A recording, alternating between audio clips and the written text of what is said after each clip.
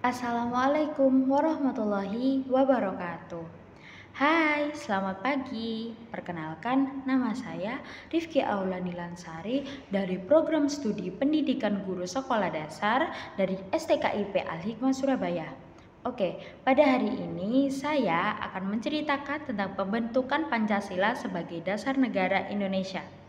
Pada tanggal 1 Juni 1945 sangat penting bagi bangsa Indonesia karena itu adalah hari kelahiran Pancasila, yaitu dasar negara Indonesia. Bagaimana sih sejarahnya? Mari kita simak bersama-sama. Kelahiran Pancasila tidak terlepas dari peran Badan Penyelidik Usaha-Usaha Kemerdekaan Indonesia atau yang disingkat BPUPKI. Sidang pertama BPUPKI pada tanggal 29 Mei hingga 1 Juni 1945 bertujuan untuk merumuskan dasar filsafat dan bentuk bangsa Indonesia merdeka. Saat itu ada 3 tokoh yang mengusulkan konsep negara Indonesia, yaitu Muhammad Yamin, Supomo, dan Soekarno. Dalam pidato Soekarno tanggal 1 Juni 1945 disampaikan dasar negara Indonesia yang meliputi 1. Kebangsaan Indonesia. Yang kedua, internasionalisme atau peri kemanusiaan. 3. Mufakat atau demokrasi. Yang keempat, kesejahteraan sosial. Yang kelima, ketuhanan yang Maha Esa. Soekarno memberi nama Pancasila atas saran dan rekomendasi dari temannya yang ahli bahasa.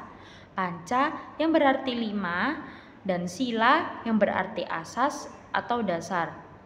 Dan di atas 5 dasar itulah kita mendirikan bangsa Indonesia yang kekal dan abadi. Demikian kata Soekarno. Sidang BPUPKI pun berakhir dan belum menghasilkan kesepakatan mengenai dasar negara. Rumusan dasar negara kemudian dibahas lebih mendalam oleh panitia yang berjumlah 9 orang.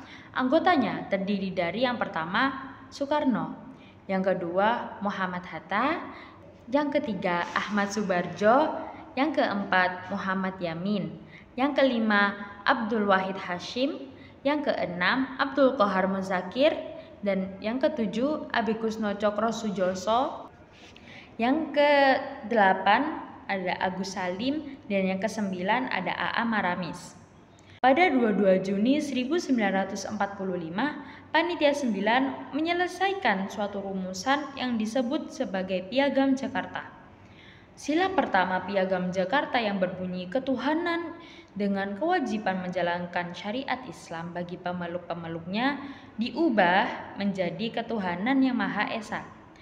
Perubahan tersebut sebelumnya telah didiskusikan kepada beberapa tokoh Islam, yakni yang pertama Ki Bagus Hadikusumo, yang kedua Wahid Hashim, yang ketiga Kasman Singodimedjo, yang keempat Tengku Muhammad Hasan.